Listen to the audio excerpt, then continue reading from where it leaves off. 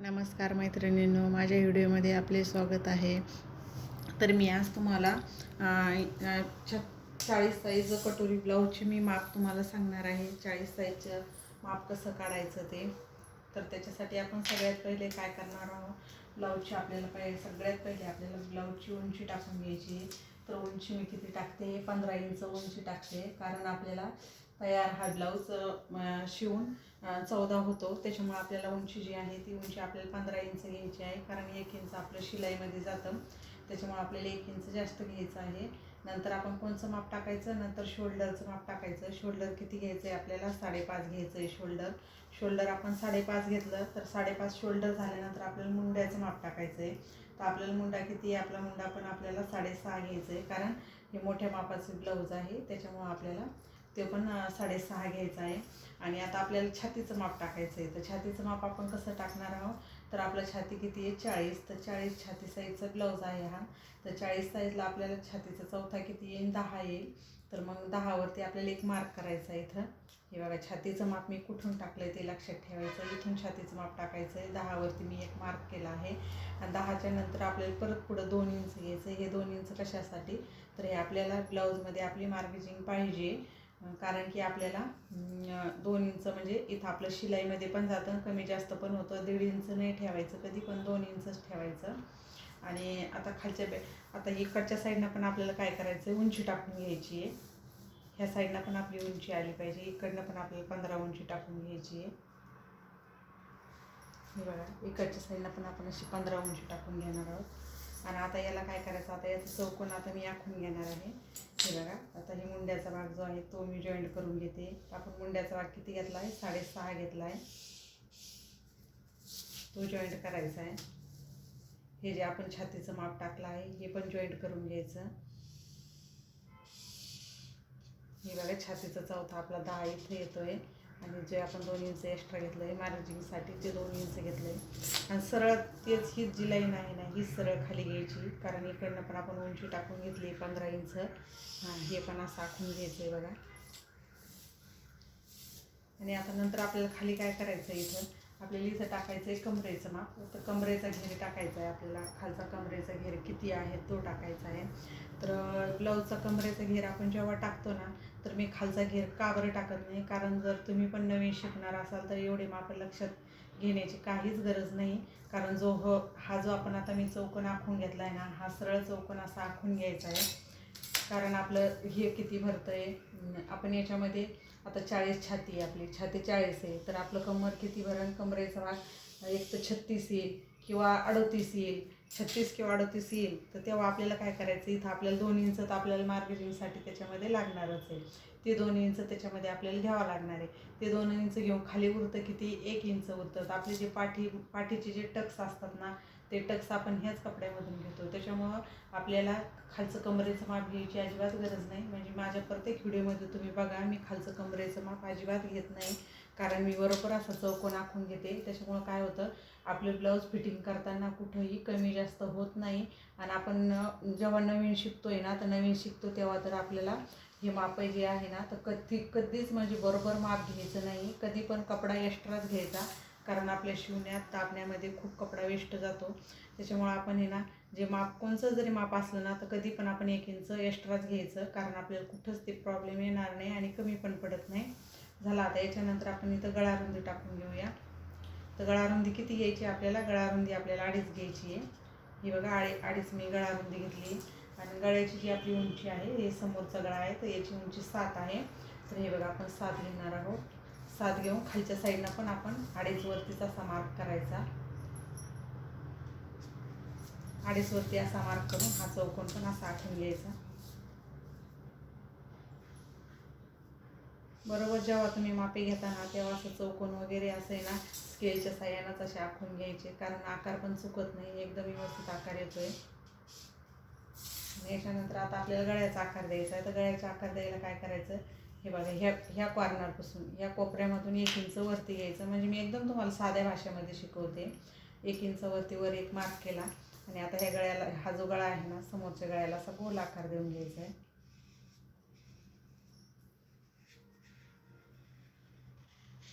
हे बघा असा गोल आकार देऊन घ्यायचा आहे. आता आपल्याला काय करायचं आहे, आता मुंड्याचा आकार द्यायचा आहे. मुंड्याचा आकार पण कसा द्यायचा आहे, हे बघा ह्या कोपऱ्यामधून घ्यायचं आहे, इथून घ्यायचं आहे, इथून आपल्याला पहिला जो आकार आहे तो आपण 1 इंचावर देणार आहोत आणि दुसरा जो आकार आहे तो आपण 1.5 इंचावर देणार आहोत. म्हणजे दोन्ही आकारामध्ये काय आहे, आपल्या किती अंतर आहे, अर्धा इंच, अर्धा इंचाचा अंतर आहे. आता याचा आकार कसा द्यायचा, तर त्या आकारासाठी पण बघा तुम्ही. आता हे आपलं किती, हे 6.5 आहे. आपण मुंड्याचा भाग 6.5 घेतला. 6.5चा अर्ध करायचं किंवा अर्धा न करताना जागीच तुम्ही असा टेप पण फोल्ड करू शकता. टेप फोल्ड केला की तुम्हाला बरोबर अर्ध जे माप आहे ते माप तुम्हाला येऊन जातं. हे बघा. आणि आता आपल्याला आता मुंड्याचा आकार द्यायचा आहे. तेव्हा काय करायचं, हा जो आकार आपल्याला द्यायचा आहे ना, तेव्हा थोडासा असा पेपर असा फिरवून घ्यायचा. हे बघा आपल्या साईडनं करून घ्यायचा आणि मग असा इथून असा आकार देत यायचा. म्हणजे काय होतं, आपल्याला आकार द्यायला सोपं जातं.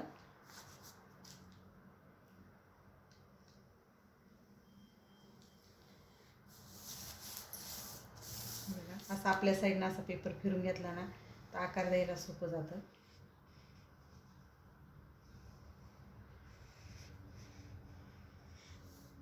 असाच लगेच इथून हा दुसरा जो अर्ध्या इंचावरती जो वरती आकार आहे ना तो पण मी द्यायचा आहे.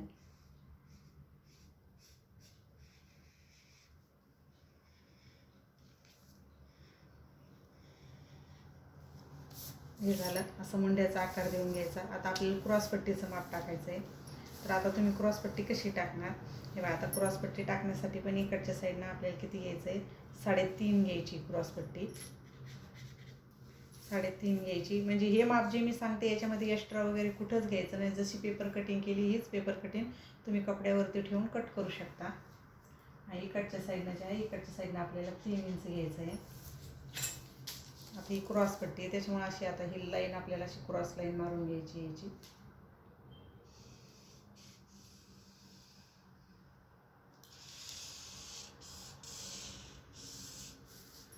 हे बघा अशी क्रॉस लाईन मारून घ्यायची. क्रॉस लाईन मारल्यानंतर आता काय करायचं आहे, आपल्याला कटोरीचं माप टाकायचं आहे. तर आपली कटोरी किती आहे, तर कटोरी पण आपली 6.5 आहे. हे बघा 6.5 वरती एक मार्क करायचा असा. आपली कटोरी किती आहे, 6.5. त्याच्यामुळे आपल्याला काय करायचं, 6.5 वरती एक मार्क करायचा आहे. आणि हे जो आपण मुंड्याचा जो आकार दिलेला आहे ना, तर ह्या आकारापासून आपल्याला 2.5 इंच घ्यायचं आहे असं क्रॉसमध्ये. हे बघा याच्यामधून हे जे आपण चौकोन बनवला ना हे मुंड्याचा, तर याच्यामधून पहिल्या आकारापासून घ्यायचं आहे या 2.5 इंच. 1.5 इंचावरती इथे एक मार्क करायचा आहे आपल्याला 2.5 इंचावरती. आणि हा जो आपला गळा आहे, तर गळा आपला किती आहे, 7 आहे. तर 7 आहे ना, तर खालून वरती 1 इंच घ्यायचा. किती असू द्या तुमचा गळा, 7 असू द्या, 5 असू द्या किंवा 6 असू द्या, खालून वरती 1 इंच घ्यायचं. 1 इंचावरती असं मार्क करायचं. हे बघा कटोरीचा आकार द्यायला पण तसंच करायचा. पेपर थोडासा असा पेपर आहे ना फिरून घ्यायचा. पेपर फिरून घेतल्यामुळं काय होतं, आपल्याला जसं आपल्याला आकार द्यायचा ना तसा तुम्ही आकार, म्हणजे तुम्हाला व्यवस्थित आकार तुम्हाला देता येतो. त्याच्यामुळे हे बघा अगोदर मी असा डॉटमध्ये आकार देऊन घेते.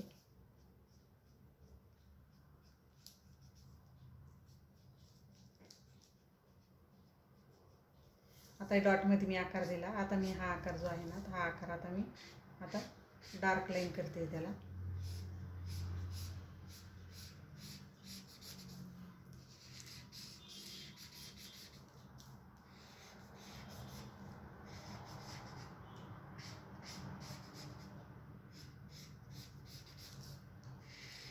अशी डार्क लाईन करून घ्यायची. हे बघा अशी डार्क लाईन करून घ्यायची. आता मी पहिला इथे आकार दिला होता, डॉट डॉट काढले, पण ते डॉटचा आकार नाही व्यवस्थित आला. मी थोडासा असा वरतून आकार घेतला. जेव्हा आपल्याला कटोरीचा आकार वाटेल की आता नाही आहे, आता आपल्या कटोरीचा आकार एकदम व्यवस्थित आला आहे.